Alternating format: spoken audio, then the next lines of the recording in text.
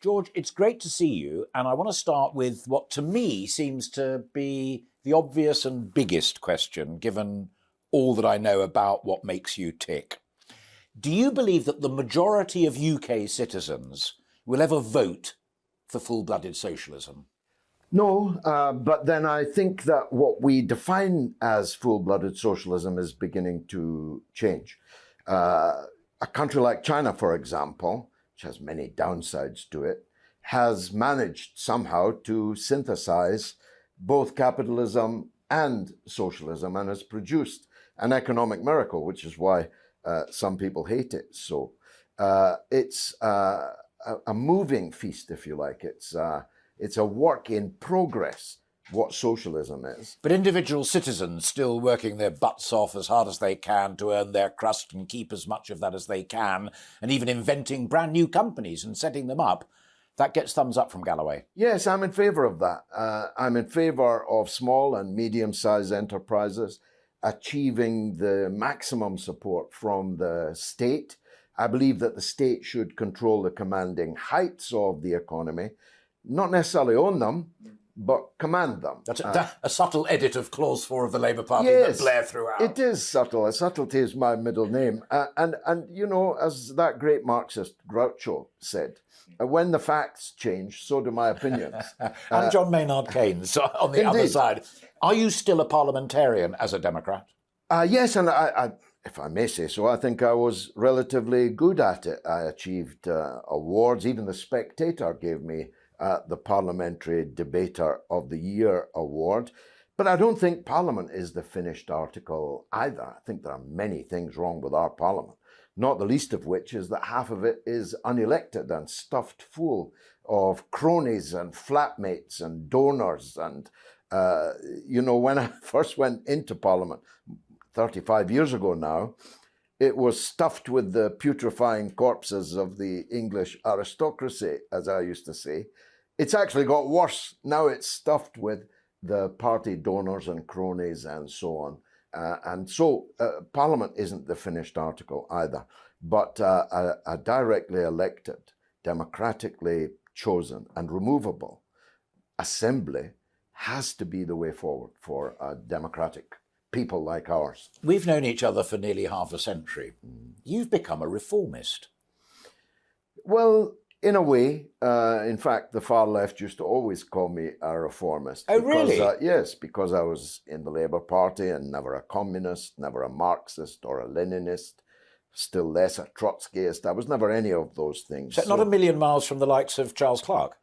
No, I would say I'm a Benite. I would say that Mr. Ben, the late Mr. Ben, is the best Prime Minister that we never had, but closely followed by John Smith. So, yes, I'm not for the revolutionary overthrow of the way we are. I'm not for, arresting the royal family or even the plutocrats. I'm in favour of common sense socialism. And I think there's a bigger and bigger market for that. Why then Respect and now the Workers' Party of Britain? At what point did you give up on Labour and why?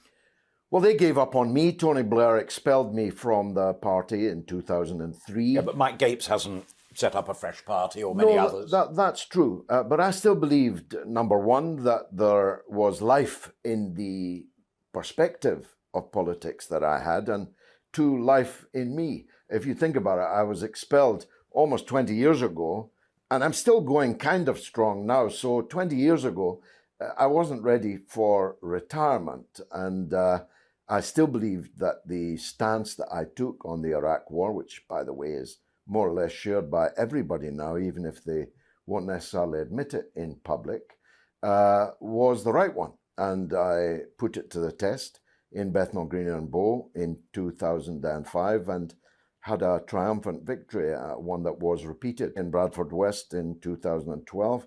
And I'm still going. The Workers' Party does what it says on the tin.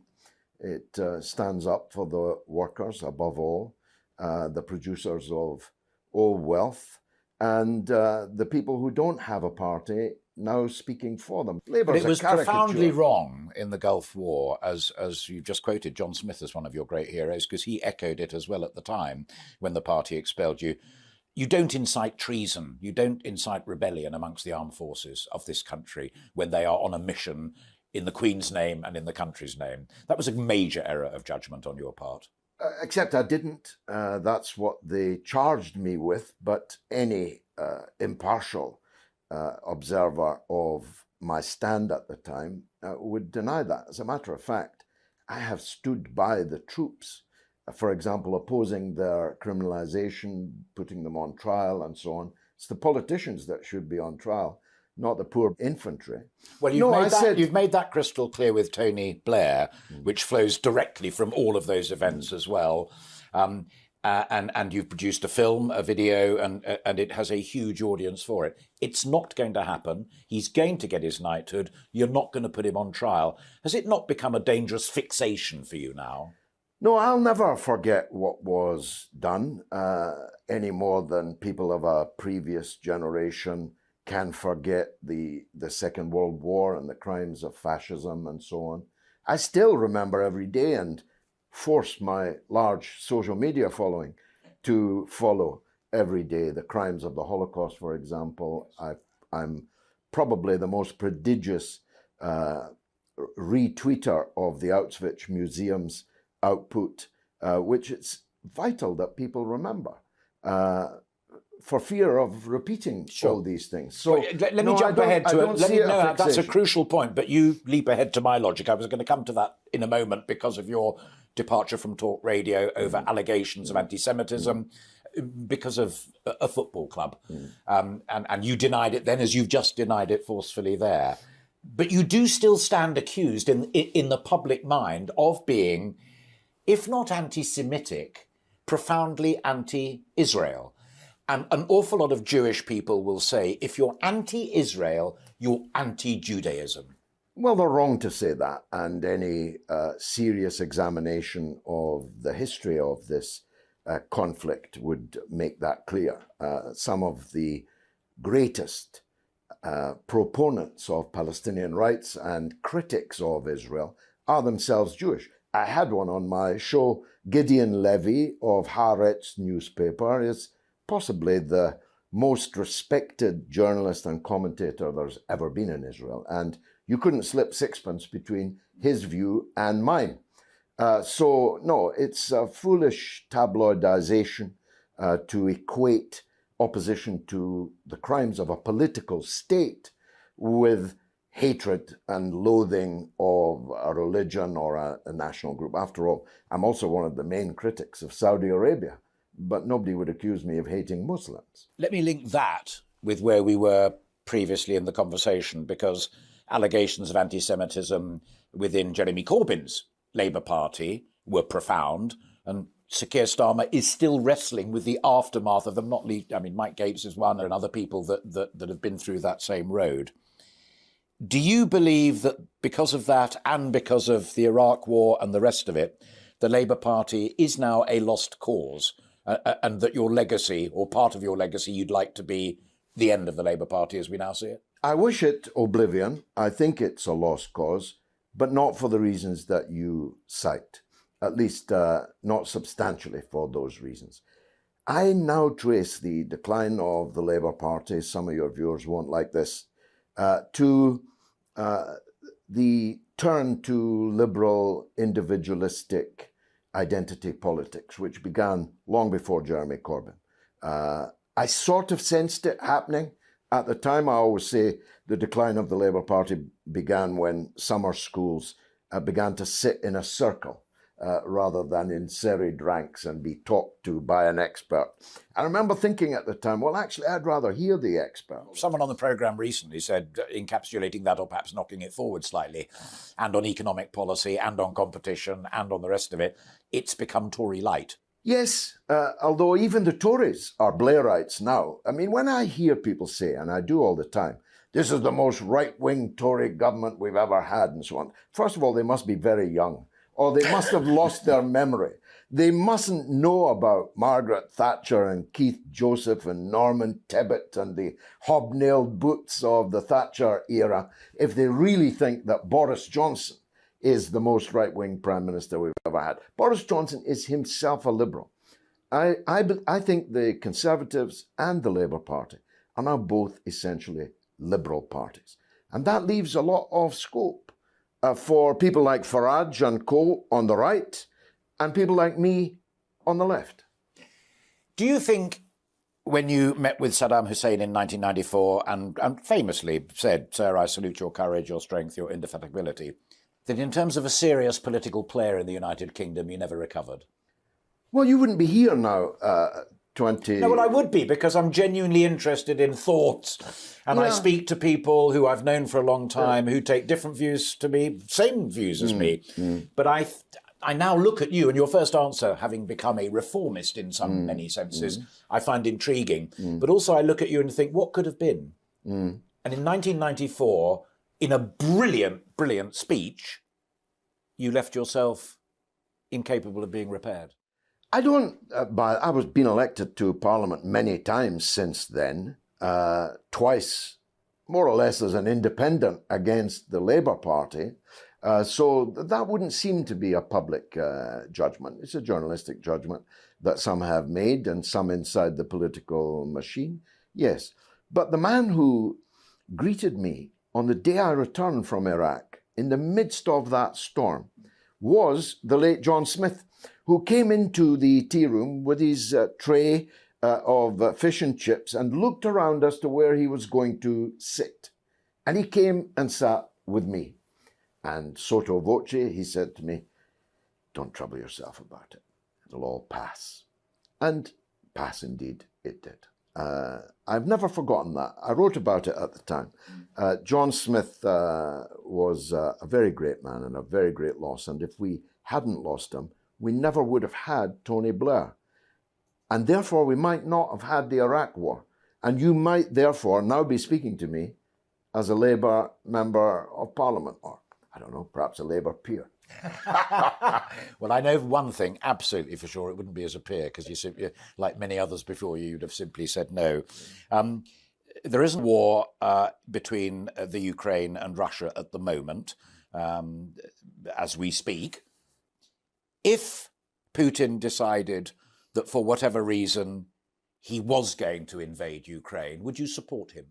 There's absolutely no possibility whatsoever that the Russians will invade. If you were wrong and the Russians invaded, would you support him? Not if it was an unprovoked and lying act that he carried out. I would not, no. You said when the Soviet Union collapsed, and we've talked about this before because I was in Berlin in 1989, which set that ball rolling. You said it broke your heart when the Soviet Union collapsed. I completely understand that. But is Putin an honourable successor to the likes of Marx and Lenin and even Gorbachev? He's not a communist at all. He's a crook. Which is one of He's a lawbreaker. He's a crook. Which is one of the reasons why I find this conflict so perplexing. With China, okay, it's an existential threat. It's a different system. But Russia is a white, Christian, capitalist, European country. There seems no reason why it should perpetually be our enemy. Indeed, your own colleague on GB News, Neil Oliver, has posed that question: why are we so intent upon trouble with Russia? So I don't believe that Putin is a communist or that he's trying to recreate the Soviet Union. But I do believe that the period that was provoked by the collapse of the Soviet Union was the most dangerous period of all. Unipolar power in the world is inherently an extremely dangerous thing. And that brought us the Iraq War that we've spent so much time talking about even now, today. Do you respect Ukraine's right to desire membership of the European Union and NATO? The European Union, for sure. NATO would be an act of foolhardiness, almost impossible to exaggerate. So I think joining NATO would be foolhardy. And I see that the Ukrainian ambassador to London on the BBC has said that the Ukraine may very well be prepared to drop its intention to join NATO, and that would be the best solution. It's a common sense solution, you see. How do you view, amidst all of the talk of the BBC being in existential decline, the state of UK broadcasting? Well, I do think this is a revolutionary period, and we're lucky still to be functioning in it. Now, I have almost 2 million followers on social media. I can communicate with them at the touch of a keyboard key. That is a tremendous, revolutionary change that couldn't even have been imagined back then when we first met. So I thank God I'm alive and still talking, still thinking, still agitating, if you like, for the point of view that I have. And it's never going to be turned back. No. Indeed, when we first met, we were, relatively speaking, young men. And it's mainly young men and women these days and others who say it's the BBC that's let them down. It's turned them off politics. It's turned them off society. It's turned them off democracy. To me, that's a really profound worry. The first B in the acronym BBC is British. It's my view that over the last near decade now, the British Broadcasting Corporation has lost the British. It actually seems to dislike the prevailing culture, the decisions, democratic decisions of the British people. It has fought a rearguard action, for example, against Brexit. There is a flagrant breach of trust with the people who pay for it. I live in Scotland.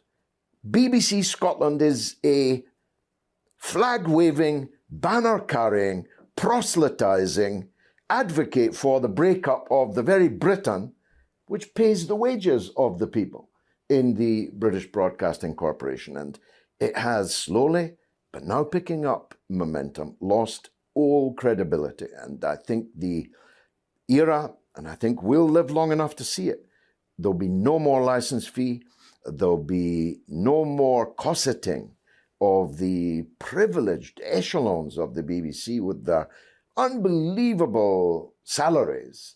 And it's nothing to do with envy when I say that. I have more than enough money.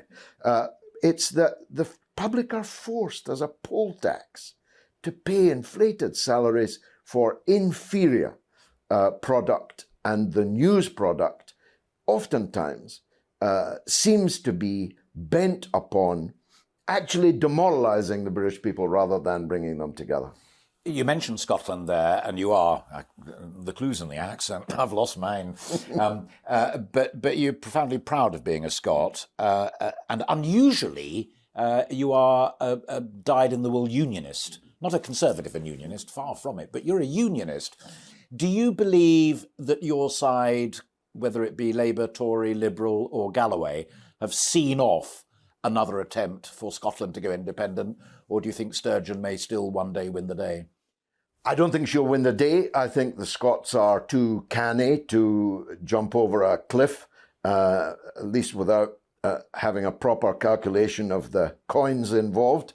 The Scots are careful with their money. They know that the leap into the dark of separatism is a very unwise judgment, and they won't make it. But the incipient and I think toxic idea of separatism, which is based upon nationalism, which is based upon exceptionalism and dislike, even perhaps in some cases a hatred. So dislike of your neighbour is a very demeaning and potentially dangerous thing. And I'm sorry to say that approximately 25% to 30% of our compatriots are in the grip of that kind of mentality. But it'll never reach penultimate a majority.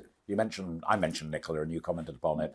Let's go back to our youth, as it were, and it informs my two final questions. The first is this. We both know Nicola Sturgeon, but we also knew Donald Dewar. We both know Boris Johnson, or certainly know of him, but we also knew Margaret Thatcher. We know Sir Keir Starmer, but we also knew Tony Blair and others before him.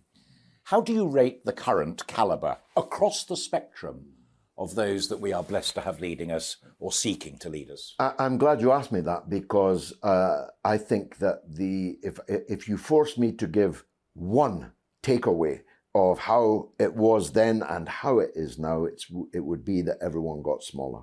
In the case of Donald Dewar and Nicola Sturgeon, actually literally as well as metaphorically, but that's true across the board. When I entered Parliament 35 years ago, there were more than 100, well over 100 men and women of independent mind who, when they rose in the chamber, you actually did not know what they were going to say. Pagers hadn't been invented yet. No one put them on message. They were people that were unpredictable, therefore, in that sense, and possessed of themselves big ideas and big concepts in politics, which all seem to have been frittered away. So was it Greta Garbo who said, "I'm still big, it's the pictures that got small"? That's how I feel. Yeah. I feel I'm still big, but the picture got small. I mean, I used to sit between Dennis Healy, a beachmaster at Anzio, and Peter Shore, the giant figure in the opposition to joining the EU back in 1973, the man whose liquid gold of 8 minutes at the Oxford Union was the best argument against joining the EU back in 1975's referendum that you'll ever hear. I used to sit between them. Yeah. Substantial figures of historical importance. I gaze across the Parliament now. First of all, I scarcely know who the people are that are speaking. They often resign from jobs I never knew that they had in the first place. And I'm struck by how small the political class got. Final point, we began talking about China, and you said a lot of things that I genuinely didn't expect. And that's why I dubbed you a reformist, as it were, but in a good way. And I can remember when that revolution took place in China in the late 70s and the market reforms were imposed. There are still huge human rights problems in China. We both agree on that. I know that for a fact, so we don't need to go there. But here's the thing about George Galloway. You have always been of the left, clearly, transparently so, but you supported Brexit. You mentioned Peter there, and we've talked about Tony Benn already. And yet, as a man of the left, you're as against counterculture as some of my most right-wing political friends, many of whom work at GB News.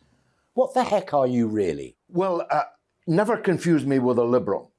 Being a socialist is not the same thing at all as being a liberal. I have never been a liberal.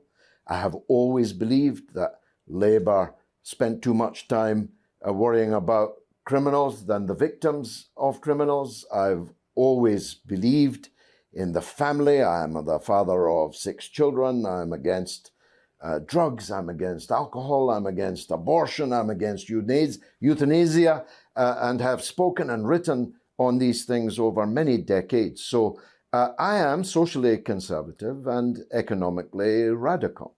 And I believe in an independent foreign policy. I believe in a Britain independent, both of the European Union and the United States of America. And I believe in our culture. I believe in our language. I think it's the greatest, most fruitful language and culture that the world has yet seen. I'm schooling my eldest son, 14, right at this minute on Shakespeare. He said to me, "I find Shakespeare boring." I said, "Boring? Bring your books to me and I'll go through it with you." So I believe in our people. I believe in their greatness. I believe in our country, our language, our culture. And some people say that makes me a conservative. I believe it makes me a patriotic socialist, a common sense socialist. Great to see you. And you.